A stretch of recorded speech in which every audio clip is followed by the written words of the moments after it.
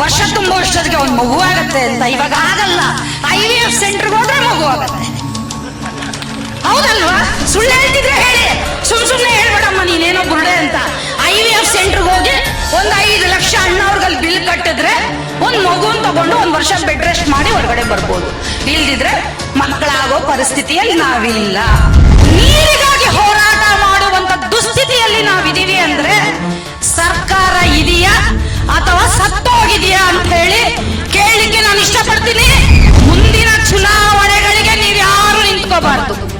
ನಿಮ್ಮ ಪಕ್ಷಗಳು ಸತ್ತೋಗಿದೆ ಅಂತ ಹೇಳಿ ರಾಜೀನಾಮೆಯನ್ನ ಕೊಟ್ಟು ಮನೆಯಲ್ಲಿ ಕುತ್ಕೊಳ್ಳಕ್ಕೆ ಆಗುತ್ತಾ? ನೇರವಾದ ಪ್ರಶ್ನೆ ರಾಜ್ಯ ಸರ್ಕಾರಕ್ಕೆ. ಮೂರನೇ ಹಂತದ ಶುದ್ಧೀಕರಣ, ಕಬ್ಬನ್ ಪಾರ್ಕು ಮತ್ತೆ ತೊಳ್ಕೊಳ್ಳಿಕ್ಕೆ ಕೊಡ್ತಾರೆ ಅಂತ ನಮಗ್ ಕೊಡೋ ನೀರು ನಿಮ್ಮನೆ ಹೆಣ್ಮಕ್ಳನ್ನ ನಿಮ್ ಫ್ಯಾಮಿಲಿಗಳು ಕುಡಿತೀರಾ ಸ್ವಾಮಿ ನೀವು? ಪ್ರತಿಯೊಂದು ಪಂಚಾಯತಿಗೊಂದು ಡಯಾಲಿಸಿಸ್ ಸೆಂಟರ್ ಅನ್ನ ಓಪನ್ ಮಾಡ್ಬೇಕಾಗತ್ತೆ. ಬೆಂಗಳೂರಲ್ಲ, ಪ್ರತಿಯೊಂದು ಜಿಲ್ಲಾ ಕೇಂದ್ರದಲ್ಲಿ ಕಿಡ್ವಾಯಿ ಹಾಸ್ಪಿಟಲ್ ಓಪನ್ ಆಗ್ಬೇಕಾಗತ್ತೆ. ಬೇಕಾ ನಿಮ್ಗಿದು? ಬಾಗೇಪಲ್ಲಿಯಲ್ಲಿ ತಾಯಿಯ ಎದೆ ಹಾಲಲ್ಲಿ ಫ್ಲೋರೈಡ್ ಇದೆ. ಇನ್ನು ಏನು ನಾವು ಕುಡಿದು ಬದುಕೋದು, ಏನ್ ತಿಂದು ಬದುಕೋದು?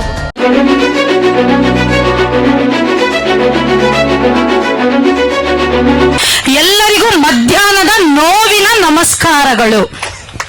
ಯಾಕೆ ನೋವಿನ ನಮಸ್ಕಾರ ಅಂತ ಹೇಳ್ತೀನಿ ಅಂದ್ರೆ, ಇಂಥ ಸರ್ಕಾರಗಳಿಗೆ ಓಟ್ ಹಾಕಿದ್ದಕ್ಕೆ ಇವತ್ತಿನ ದಿನ ನಾವು ಹೆಣ್ಮಕ್ಳು ಇಷ್ಟೊತ್ತಲ್ಲಿ ಮನೇಲಿ ಅಡಿಗೆ ಮಾಡ್ಬೇಕಾಗಿತ್ತು. ಅಣ್ತಮ್ಮಂದ್ರು ಅವ್ರವ್ರ ಕೆಲಸಗಳಲ್ಲಿ ಅವ್ರು ತೊಡಗಬೇಕಾಗಿತ್ತು. ನನ್ನ ರೈತ ಅಣ್ತಮ್ಮಂದ್ರು ತೋಟದಲ್ಲಿ ಇರ್ಬೇಕಾಗಿತ್ತು. ನಾಚಿಕೆ ಆಗಬೇಕು ಸರ್ಕಾರಕ್ಕೆ. ನಮ್ಮ ಮೂಲಭೂತ ಸೌಕರ್ಯಕ್ಕಾಗಿ ನಾವು ಇವತ್ತಿನ ದಿನ ಇಂಚು ದೂರ ನಾವು ಬಂದಿದ್ದೀವಿ. ನಮ್ಮ ಅಣ್ತಮ್ಮಂದ್ರು ಬಂದಿದ್ದಾರೆ, ಕೋಲಾರಿಂದ, ಚನ್ನರಾಯಪಟ್ಟಣ, ಎಲ್ಲ ಕಡೆಯಿಂದನೂ ಬಂದು ಇವತ್ತು ನೀರಿಗಾಗಿ ಹೋರಾಟ ಮಾಡುವಂತ ದುಸ್ಥಿತಿಯಲ್ಲಿ ನಾವಿದೀವಿ ಅಂದ್ರೆ ಸರ್ಕಾರ ಇದೆಯಾ ಅಥವಾ ಸತ್ತೋಗಿದೆಯಾ ಅಂತ ಹೇಳಿ ಕೇಳಲಿಕ್ಕೆ ನಾನು ಇಷ್ಟಪಡ್ತೀನಿ. ಸ್ವಾಮಿ ಸಿದ್ದರಾಮಯ್ಯನವರೇ ಮೊನ್ನೆ ಶಿಡ್ಲಘಟ್ಟಕ್ಕೆ ಬಂದು ಹೇಳಿದ್ರಿ, 27ಕ್ಕೆ ನಾನು ಶುದ್ಧವಾದ ನೀರನ್ನ ಎಲ್ರಿಗೂ ಕೊಟ್ಬಿಡ್ತೀನಿ ಅಂತ. ಕಿವಿಗೆ ಹೂವ ಇಡ್ತಾನೆ ಇದ್ದೀರಾ, ನಾವು ಇಡಿಸ್ಕೊತಾನೆ ಇದ್ದೀವಿ. ನಾನು ಈ ವೇದಿಕೆ ಮುಖಾಂತರ ನಮ್ಮ ಅಣ್ಣವರು ಮೊನ್ನೆ ಪ್ರೆಸ್ ಮೀಟ್ ಮಾಡು ಕೇಳಿದೀವಿ, 27ಕ್ಕೆ ನಮ್ಮ 3 ಜಿಲ್ಲೆಗಳಿಗೆ, ಬಯಲು ಸೀಮೆಗೆ, ಪ್ರತಿಯೊಂದು ಮನೆಗೆ ಶುದ್ಧವಾದ ನೀರನ್ನ ನೀವು ಪೂರೈಕೆ ಮಾಡಿದರೆ ನಿಮ್ಮ ಮನೆಯಲ್ಲಿ ನಾವು ಏನು ಹೋರಾಟಗಾರರಿದ್ದೀವಿ, ಜೀತದಾಳಗಳಾಗಿ ಕೆಲಸ ಮಾಡ್ತೇವೆ. ನಿಮಗೆ ಯೋಗ್ಯತೆ ಇಲ್ಲದೆ ನೀವು ನೀರು ಕೊಡದೇ ಇದ್ರೆ ಮುಂದಿನ ಚುನಾವಣೆಗಳಿಗೆ ನೀವ್ಯಾರು ನಿಂತ್ಕೋಬಾರ್ದು. ನಿಮ್ಮ ಪಕ್ಷಗಳು ಸತ್ತೋಗಿದೆ ಅಂತ ಹೇಳಿ ರಾಜೀನಾಮೆಯನ್ನ ಕೊಟ್ಟು ಮನೆಯಲ್ಲಿ ಕುತ್ಕೊಳ್ಳಕ್ಕೆ ಆಗುತ್ತಾ? ನೇರವಾದ ಪ್ರಶ್ನೆ ರಾಜ್ಯ ಸರ್ಕಾರಕ್ಕೆ. ಸ್ವತಂತ್ರ ಬಂದಾಗಿಂದ ರೈತರನ್ನ ಶೋಷಣೆ ಮಾಡ್ಕೊಂಡೇ ಬರೋದೇ ಆಗೋಗಿದೆ ಇವರಿಗೆ. ಯಾವುದೇ ಸರ್ಕಾರಗಳು ಸಹಿತ ರೈತನನ್ನ ಉಳಿಸೋ ಕೆಲಸಗಳು ಮಾಡಲಿಲ್ಲ. ಇದು ಬಹಳ ನೋವಾಗುತ್ತೆ. ಎಂತ ದುಸ್ಥಿತಿಗೆ ತಂದಿಟ್ಟಿದ್ದೀರಾ ನಮ್ಮನ್ನ ನೀವು. ಅಣ್ಣ ಹೇಳ್ತಾ ಇದ್ರು, 3ನೇ ಹಂತದ ಶುದ್ಧೀಕರಣ, ಕಬ್ಬನ್ ಪಾರ್ಕು ಮತ್ತೆ ತೊಳ್ಕೊಳ್ಳಿಕ್ಕೆ ಕೊಡ್ತಾರೆ ಅಂತ.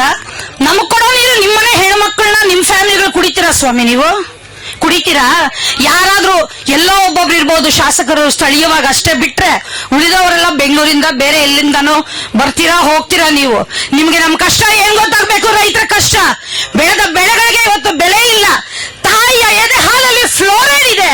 ಇಂಥ ದುಸ್ಥಿತಿಯಲ್ಲಿ ನಮ್ಮನ್ನ ತಂದಿಟ್ಟು ಇಂಥ ಕೊಳಚು ರಾಜಕೀಯಗಳನ್ನ ಮಾಡ್ಕೊಂಡಿದ್ದೀರಲ್ಲ, ಇದೆಲ್ಲ ನಿಮ್ಗೆ ಶೋಭೆ ತರುತ್ತಾ? ಇದು ಭಾಷಣ ಅಲ್ಲ, ದಯವಿಟ್ಟು ಮಾತಾಡ್ಬೇಕು ಪ್ರತಿಯೊಬ್ರು. ಮುಖ್ಯವಾಗಿ ಹೆಣ್ಮಕ್ಳು ಬಹಳ ಸಂತೋಷ ಆಯ್ತು ಇವತ್ತು, ಹೆಣ್ಮಕ್ಳು ಭಾಗವಹಿಸಿದಿರಾ.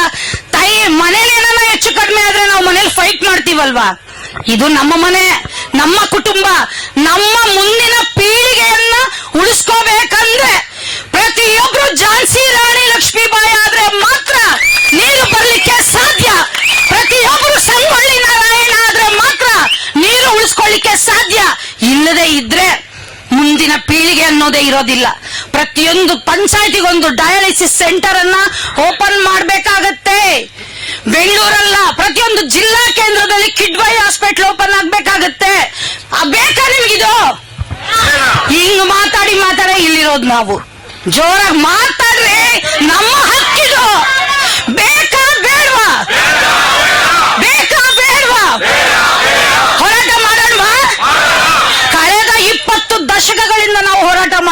ಮಾಡ್ತಾ ಇದೀವಿ. ಸುಮಾರು 6 ರಿಂದ 8 ಕೇಸ್ ಇದೆ ನಮ್ಮ ಮೇಲೆ. ಸುಮಾರು ಏನ್ ಮಾಡಕ್ಕಾಯ್ತು ಅವ್ರ ಕೈಯಲ್ಲಿ? ನಾವ್ ಯಾರಿಗೂ ಮೋಸ ಮಾಡಿಲ್ಲ, ಅನ್ಯಾಯ ಮಾಡಿಲ್ಲ. ನಮ್ಮ ಹಕ್ಕಿಗಾಗಿ ನಮ್ಮ ಹೋರಾಟ. ಜಿಲ್ಲಾ ಕೇಂದ್ರದ ಮುಂದೆ ನನ್ನ ಸ್ನೇಹಿತೆ ಉಷಾ ಆಂಜನೇಯ ರೆಡ್ಡಿ ಇಲ್ಲೇ ಇದ್ದಾರೆ. ಸಗಣಿನ ಸ್ನಾನ ಮಾಡಿ ನಾವು ಜಿಲ್ಲಾ ಕೇಂದ್ರದ ಮುಂದೆ ಅಹೋರಾತ್ರಿ ಧರಣಿಯನ್ನ ಮಾಡಿದೀವಿ. ಆದ್ರೂ ಎಚ್ಚೆತ್ಕೊಳ್ಳಿಲ್ಲ. ಸಿದ್ದರಾಮಯ್ಯ ಅವ್ರು ಬಂದ್ರೆ ನಮ್ಮನ್ನೆಲ್ಲ ಹೌಸ್ ಅರೆಸ್ಟ್ ಮಾಡ್ತಿದ್ರು. ಸ್ಟೇ ತಂದಿದ್ದಾರೆ ನಮ್ಮ ಮೇಲೆ. ಅಂದ್ರೆ ಹೆಣ್ಮಕ್ಳ ಮೇಲೆ ಎಷ್ಟು ಭಯ ಇದೆ ನೋಡಿ. ಹೌದಾ? ಮಾತಾಡ್ಬೇಕು. ಅರ್ಥ ಆಗಿಲ್ಲ ಅಂದ್ರೆ ಹೇಳಿ, ಇನ್ನೊಂದ್ಸರಿ ಹೇಳ್ತೀನಿ. ದಯವಿಟ್ಟು ಅರ್ಥ ಮಾಡ್ಕೊಳ್ಳಿ. ಒಬ್ರು ಹೆಣ್ಮಕ್ಳು ಹೋಗಿ ಕಪ್ಪು ಪಟ್ಟಿದ್ದವ್ರು ತೋರಿಸಿದ್ರಿಂದ ನಮ್ಮ ಮೇಲೆಲ್ಲ ಸ್ಟೇ ಬಂತು. ರೌಡಿ ಶೀಟರ್ ಓಪನ್ ಮಾಡ್ಲಿಕ್ಕೆ ಪ್ರಯತ್ನ ಮಾಡಿದ್ರು. ಯಾಕೆ? ನೀರ್ ಕೇಳಿದಕ್ಕೆ. ಏನಣ್ಣ ಇದಕ್ಕೆಲ್ಲ ಭಯ ಬೀಳ್ತೀವಿ ನಾವು. ಇಡೀ ಕುಟುಂಬ ಅಲ್ಲಾಡಿಸ್ತೀವಿ. ಇವರೆಲ್ಲ ಯಾವ್ದು ನಮ್ಗೆ? ನಾವು ಓಟ್ ಹಾಕಿದ್ರೆ ಇವರೆಲ್ಲ ಕೂತಿರೋದು ಮರ್ತು ಹೊಟ್ಟಂಗಿದ್ದಾರೆ. ಅಣ್ಣ ಅವ್ರ ಪಾಪ ನಿದ್ದೆ ಮಾಡ್ತಾ ಇದ್ದಾರೆ. ಎಲ್ಲ ICU ವೆಂಟಿಲೇಟರ್ ಇದ್ದಾರೆ. ಇಬ್ಬರು ಬದುಕಿದ್ರೆ ಬದುಕಿಸ್ಕೊಳ್ಳೋಣ, ಇದ್ರೆ ಎತ್ತಾಚಿಗೆ ಹಾಕ್ಬಿಟ್ಟು ನಾವು ನಮ್ ಕೆಲಸ ನಾವು ಮಾಡ್ತಾ ಇರ್ಬೇಕಷ್ಟೇ. ಇನ್ಮೇಲೆ ದಯವಿಟ್ಟು ಇದನ್ನ ಯಾರು ಸಿಲಿಯಾಗಿ ತಗೊಳ್ಳೋಂತ ವಿಷಯ ಅಲ್ಲ. ನಮ್ಮ ಸಂಸಾರ, ನಮ್ಮ ಕುಟುಂಬ, ನಮ್ಮ ಜನ, ನಾವುಗಳೆಲ್ಲ ಚೆನ್ನಾಗಿರ್ಬೇಕು ಅಂದ್ರೆ ಮಾತ್ರ ನಾವು ಹೋರಾಟ ಮಾಡಿದ್ರೆ ನಮಗ್ ಬೇರೆ ದಾರಿನೇ ಇಲ್ಲ. ಇವಾಗ ಎಷ್ಟು ನೋವಾಗುತ್ತೆ ಅಂದ್ರೆ ಬಾಗೇಪಲ್ಲಿಯಲ್ಲಿ ತಾಯಿಯ ಎದೆ ಹಾಲಲ್ಲಿ ಫ್ಲೋರೈಡ್ ಇದೆ. ಇನ್ನು ಏನು ನಾವು ಕುಡಿದು ಬದುಕೋದು, ಏನ್ ತಿಂದು ಬದುಕೋದು? ನಮ್ಮ ಜೀವನ ಹೇಗೆ ಮುಂದೆ? ಎಲ್ಲ ಆರೋಗ್ಯವಾಗಿದೀವ? ಹೋಗ್ಲಿ, ಯಾರಿಗೂ ಆರೋಗ್ಯಗಳಿಲ್ಲ. ಮದುವೆ ಆದ್ರೆ ಮೊದಲು ಹೇಳ್ತಾ ಇದ್ರು ವರ್ಷ ತುಂಬೋ ಅಷ್ಟೊತ್ತಿಗೆ ಒಂದು ಮಗು ಆಗತ್ತೆ ಅಂತ. ಇವಾಗ ಆಗಲ್ಲ. IVF ಸೆಂಟರ್ಗೆ ಹೋದ್ರೆ ಮಗು ಆಗತ್ತೆ. ಹೌದಲ್ವಾ? ಸುಳ್ಳು ಹೇಳ್ತಿದ್ರೆ ಹೇಳಿ. ಸುಮ್ನೆ ಹೇಳ್ಬೇಡಮ್ಮ ನೀನೇನೋ ಬುರ್ಡೆ ಅಂತ. IVF ಸೆಂಟರ್ಗೆ ಹೋಗಿ 5 ಲಕ್ಷ ಅಣ್ಣವ್ರಲ್ಲಿ ಬಿಲ್ ಕಟ್ಟಿದ್ರೆ ಒಂದ್ ಮಗುನ್ ತಗೊಂಡು 1 ವರ್ಷ ಬೆಡ್ ರೆಸ್ಟ್ ಮಾಡಿ ಹೊರಗಡೆ ಬರ್ಬೋದು. ಇಲ್ದಿದ್ರೆ ಮಕ್ಕಳಾಗೋ ಪರಿಸ್ಥಿತಿಯಲ್ಲಿ ನಾವಿಲ್ಲ. ಎಷ್ಟು ಕಷ್ಟ ಆಗೋಗಿದೆ ಅಂದ್ರೆ ನಾವು ಸರ್ಕಾರಗಳಿಗೆ ಹೇಳೋದು ಒಂದೇ, ನಮ್ಗೆ ಯಾವ್ದು ಬಿಟ್ಟಿ ಗಿಟ್ಟಿ ಬೇಡಯ್ಯ, ನಾವೇನ್ ಕಿರುಬೋಕಿಗಳಲ್ಲ, ನಾವು ರೈತರು, ನಾವ್ ಹಿಂಗ್ ಹಾಕ ಅಭ್ಯಾಸ ಹಿಂಗ್ ಕೇಳ ಅಭ್ಯಾಸ ಇಲ್ಲ. ನಾನು ಹೇಳೋದೊಂದೇ, ನಿಮ್ಗೆ ಯೋಗ್ಯತೆ ಇದ್ರೆ ಒಳ್ಳೆ ನೀರನ್ನ ಕೊಡಿ, ಒಳ್ಳೆ ಆರೋಗ್ಯವನ್ನ ಕೊಡಿ, ಒಳ್ಳೆ ವಿದ್ಯೆಯನ್ನ ಕೊಡಿ, ನಿಮ್ಮನ್ನೆಲ್ಲ ನಾವು ಸಾಕ್ತಿವಿ. ಬರ್ರಿ ಅಲ್ಲ, ಎಷ್ಟ್ ಜನ ಇದೀರ ಬನ್ರಿ, ನಾವು ಸಾಕ್ತಿವಿ. ಇಲ್ದಿದ್ರೆ ನಮ್ಗೆ ಯೋಗ್ಯತೆ ಇಲ್ಲ ಅಂತ ರಾಜೀನಾಮೆಗಳನ್ನ ಕೊಟ್ಟು ದಯವಿಟ್ಟು ಮನೆಗಳಿಗೆ ಹೊರಟೋಗಿ ನಮ್ಮ ಹತ್ರ ಬೈಸ್ಕೋಬೇಡ್ರಿ. ನಮಗ್ ಬೈಯೋಷ್ಟು ಪೇಷನ್ಸ್ ಇಲ್ಲ. ನಮಗೂ ಬೈದು ಸಾಕಾಗೋಗಿದೆ. ಹೋರಾಟ ಮಾಡಲೇಬೇಕಾಗಿದೆ, ಮುಂದೆ ತಗೊಂಡೋಗ್ಲೇಬೇಕಾಗಿದೆ. ನಮ್ಮ ಅದೃಷ್ಟ ಅಪ್ಪಾಜಿ ಅವರು ಒಂದು ಅಧ್ಯಕ್ಷತೆ ಇರೋದ್ರಿಂದ ಅಪ್ಪಾಜಿ ಅವರು ಮತ್ತೆ ನಮ್ಮ ಅಣ್ಣ ಆಂಜನೇಯ ರೆಡ್ಡಿ ಅವರ ಮಾರ್ಗದರ್ಶನದಲ್ಲಿ ನಾವು ಮುಂದೆ ಹೋಗೋಣ ಅಂತ ಹೇಳಕ್ ಇಷ್ಟ ಬೀಳ್ತೀನಿ. ಸ್ಲೋಗನ್ಸ್ ಹೇಗೆ ಹೇಳ್ತೀರ ನೋಡೋಣ ಇವಾಗ. ಶಾಶ್ವತ ನೀರಾವರಿ ಹೋರಾಟಕ್ಕೆ, ವೃಷಭ ಹೋರಾಟಕ್ಕೆ ಬೇಕೇ ಬೇಕು, ಬೇಕೇ ಬೇಕು.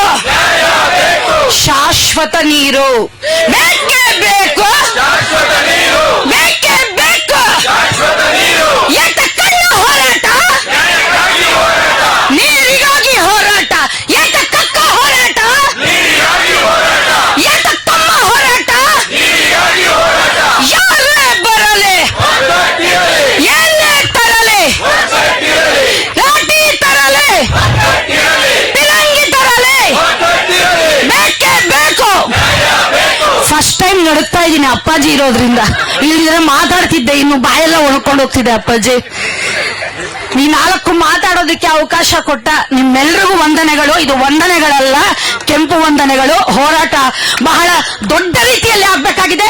ನಾನು ಕೊನೆ ಒಂದು ಮಾತು ಹೇಳಲಿಕ್ಕೆ ಇಷ್ಟ ಬೀಳ್ತೀನಿ. ಯಾರ ಜೀವನವೂ ಶಾಶ್ವತ ಇಲ್ಲ. ನಾನಿವತ್ತು ಇಲ್ಲಿಗೆ ಬಂದಿದ್ದೀನಿ, ಮನೆಗೆ ಹೋಗ್ತೀನಿ ಅಲ್ವಾ ನನಗೂ ಗೊತ್ತಿಲ್ಲ. ಅಂದ್ರೆ ನಶ್ವರ, ಜೀವನ ನಶ್ವರ, ಅದೆಲ್ರಿಗೂ ಗೊತ್ತಿರೋ ಅಂತದ್ದೇ. ಇವತ್ತೇನೋ ನಾವು ಸತ್ತೋಗ್ಬಿಟ್ರೆ ನಾಳಿದಕ್ಕೆ 3ನೇ ದಿನದ ಹಾಲು. ಸಾವು ಅನ್ನೋದು ಬಂದ್ರೆ ನಾವೇನ್ ಮಾಡಿದ್ರು ಸತ್ತೋಗ್ತೀವಿ, ಏನ್ ಮಾಡಿದ್ರು ಸತ್ತೋಗ್ತೀವಿ. ಈ ಹೋರಾಟದಲ್ಲಿ ಸತ್ತೋಗೋಣ ಬಿಡ್ರಿ, ಹೆಸರು ಹೋಗುತ್ತೆ.